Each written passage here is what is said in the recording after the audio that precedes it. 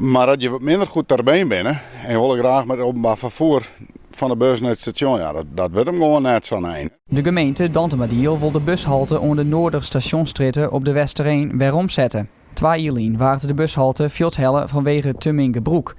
Wethouder Kees Wielstra is in peteer met de provincie om de bushalte vlakbij het station weer om te krijgen. De provincie is op dit moment bezig, of had de ombesteding dienen van het busvervoer. En Cubus zit daaruit rollen als vervoerder. Die maakt op dit moment een vervoerplan. Waar alle bushaltes, alle verbindingen, alle lijnen weer in komen te staan. Hoe vaak de bussen daar rijden. Nou, dat is een heel mooi moment om nou dan in te grijpen. En een jaar ongeveer is er in de tweede keer met een motie ondernam om 300 miljoen euro beschikbaar te maken uit de Rijksbegroting om de verschraling van het IPB4 op het platteland te gaan. Ook de inwoners van de Westereen zouden de bushalte graag weer om willen. Nu wennen je dus dichtbij in de Westereen. Wat vindt u ervan als die bushalte misschien weer komt?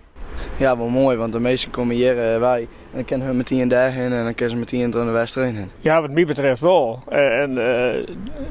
We hadden het vol met de krijgen net, maar over het algemeen mensen die wat minder mobiel binnen en bijvoorbeeld naar Kalmerswerk of ergens was in, ja, dan heel een keuze in. Hè? Ja, ik denk dat dat wel een goed ding is. We staan hier bij het station en ik denk dat het wel heel mooi aansluit van mensen die de bus pakken, maar dan hoeven ze net eerst helemaal naar de pooi. Dus ik denk dat dat wel een goed ding is. En voor letteren, voor de band, is het misschien ook handig? Ja, dat denk ik wel. Nou, maar steeds wie ben je bij de pooi, dus daar kan zo'n die van u op stappen kennen. Maar ik denk dat ze gewoon wel blijven maat. En wat nou als het aanwezen wordt? Is er een oplossing om hier het vervoer beter te maken?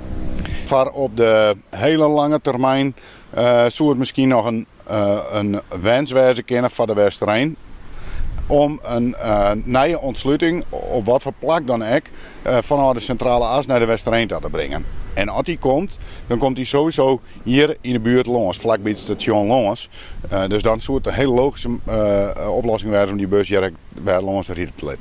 De provincie had de aanvraag nou in behandeling. Wanneer en of de halte weer omkomt, is dus nog even afwachten.